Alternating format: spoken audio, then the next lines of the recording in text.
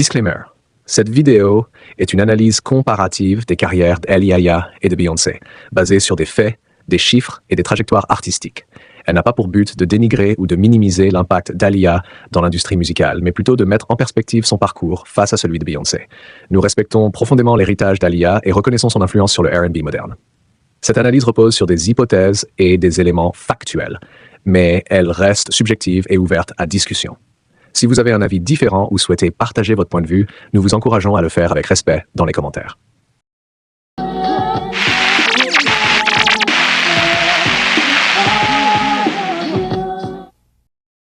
Au début des années 2000, l'industrie musicale était dominée par une nouvelle génération d'artistes féminines qui redéfinissaient le R&B et la pop.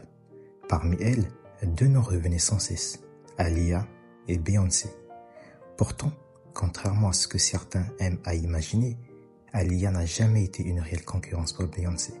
Leur parcours, bien que marqué par le succès, ont suivi des directions radicalement différentes. Si Aaliyah avait survécu, nous ne la verrions pas probablement aujourd'hui sortir des albums comme Renaissance ou Cowboy Carter.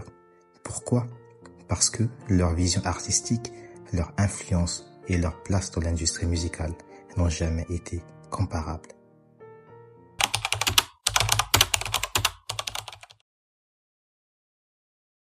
Aaliyah entre dans l'industrie musicale très jeune, avec son premier album Age Ain't Nothing But a Number qui sort en 1994, produit par R. Kelly. À seulement 15 ans, elle affiche une maturité vocale impressionnante et un style distinctif, mais elle est encore loin d'être une force dominante sur le marché. L'album se vend à environ 3 millions d'exemplaires dans le monde, un bon début, mais sans comparaison avec ce que Destiny's Child ou Beyoncé allait accomplir par la suite. C'est en 1996, avec One in a Million, qu'elle commence véritablement à marquer l'industrie. L'album, entièrement produit par Timbaland et Missy Elliott, introduit un son nouveau, un R&B plus aérien, futuriste, basé sur des beats saccadés et une esthétique minimaliste. One in a Million atteint 8 millions d'exemplaires vendus dans le monde, confirmant son statut de star montante du R&B. En 2001, elle sort son album éponyme Aaliyah, qui comprend des titres phares comme We Need a Resolution et Rock the Boat. Malheureusement, son décès brutal en août 2001, à seulement 22 ans, interrompt une carrière encore en pleine construction. À ce moment-là, elle a vendu entre 24 et 32 millions de disques dans le monde, un chiffre remarquable, mais encore loin des records atteints par Destiny's Child ou Beyoncé en solo.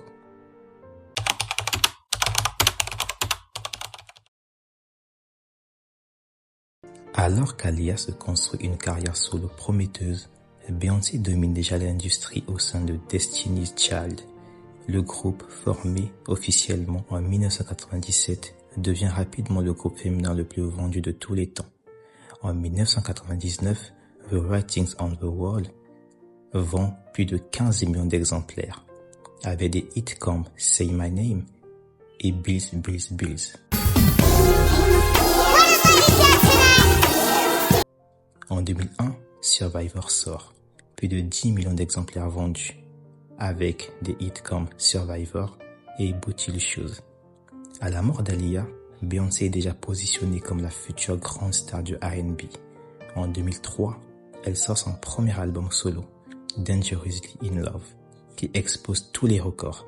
Plus de 11 millions d'exemplaires vendus, 5 Grammy Awards, Crazy in Love et Baby Boy, tous deux numéro 1 au Billboard. Et dès ce moment, il devient clair que Beyoncé n'évolue pas dans la même catégorie qu'Aaliyah. Elle ne se contente pas de faire du R&B. Elle le mélange à la pop, au hip-hop et à l'international, devenant une artiste globale.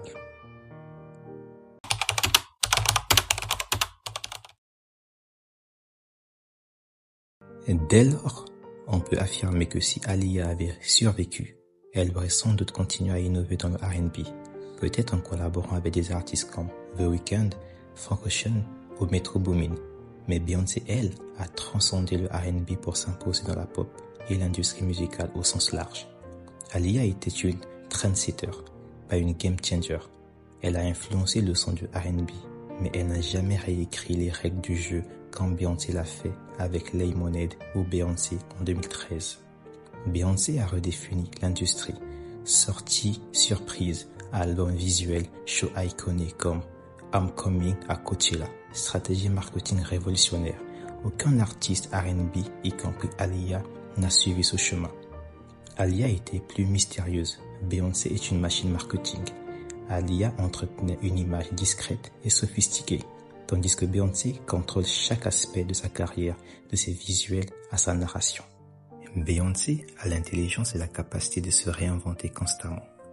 Elle est passée du R&B pur avec Dangerous in Love à la pop mondiale avec I'm Sasha Fierce, à la musique expérimentale et narrative avec Lemonade, puis à des explorations plus culturelles comme Renaissance pour la house, Cowboy Carter pour la country. Aaliyah, elle, était une spécialiste du R&B alternatif et n'a jamais montré d'intérêt pour la house, la ballroom culture ou la country. Son univers était plus intime, plus restreint en termes de genres musicaux. Même si elle était restée en vie, il est peu probable qu'elle aurait fait des choix artistiques aussi larges que ceux de Beyoncé. Si Aaliyah était toujours en vie, elle aurait probablement une carrière respectable, comparable à celle de Sade, Brandy ou Alicia Keys. Une artiste influente avec un public fidèle, mais pas une force dominante de l'industrie musicale. Beyoncé, en revanche, a toujours eu l'envergure d'une icône mondiale. Elle a su s'imposer dans tous les genres, réinventer son image et son son, et surtout créer des événements culturels avec chacun de ses projets.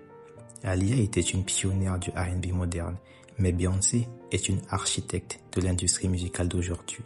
C'est pourquoi, en 2025, alors que Beyoncé continue d'explorer de nouveaux territoires artistiques, il est évident qu'Aaliyah, même si elle était toujours là, n'aurait jamais été une véritable concurrence pour Beyoncé. Nous sommes à la fin de notre vidéo. J'espère qu'elle vous a plu.